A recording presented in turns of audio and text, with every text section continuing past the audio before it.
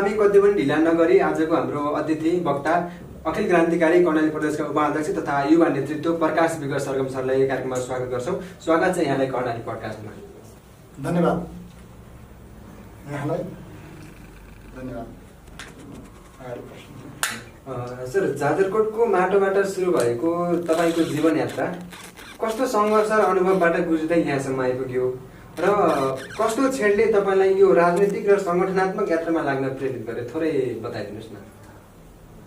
जाजरकोटको माटोबाट प्रश्न जोड्नुभयो हैन, जो मेरो जन्मस्थल हो, जहाँ मैले बाल्यकाल स्मरणीय ढङ्गले बिताएको छु र त्यहाँबाट सुर्खेत आएपछिका जीवन सङ्घर्षका गाथाहरू त्यसपछि सुरु हुन्छ हैन।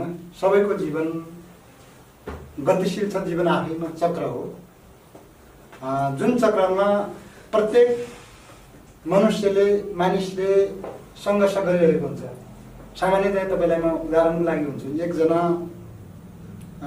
अपाङ्ग अथवा भिखारीले पेट पाल्नको निम्ति सडकमा आफ्नो गुजरा गर्छ भने पैदल यात्रीले पैदल यात्राको सङ्घर्ष गर्छ, साइकल चढ्नेले बाइकको हैन। यो भनेको एउटा साइक्लिङ जस्तै चक्र हो जीवन। त्यो जीवनमा सङ्घर्ष सबैको छ, त्योभित्र मैले पनि केही सङ्घर्षहरू गरेको छु। अनि तपाईँसँग भन्दाखेरि जुन सङ्गठनिक आस्था कसरी जाग्यो भन्नुभयो हैन। जाजरकोट आफैमा पनि एउटा क्रान्तिकारी भूमिको रूपमा चिनिन्छ हैन। जुन भूमिमा यो देशको 241 वर्ष चलेको राज संस्थाका विरुद्धमा हैन आवाज उठाउनुपर्छ भनेर जनतामा चेतना जाग्यो। त्यो चेतनाबाट हाम्रा अग्रजहरू, हाम्रा अभिभावकहरूले एउटा सङ्घर्ष गर्नुभयो अनि त्यो सङ्घर्ष हामीसँग पुस्तान्तरण हुँदै आयो र हामीलाई पनि यो साङ्गठनिक विचारधारामा अडिग हुन बाध्य बनायो।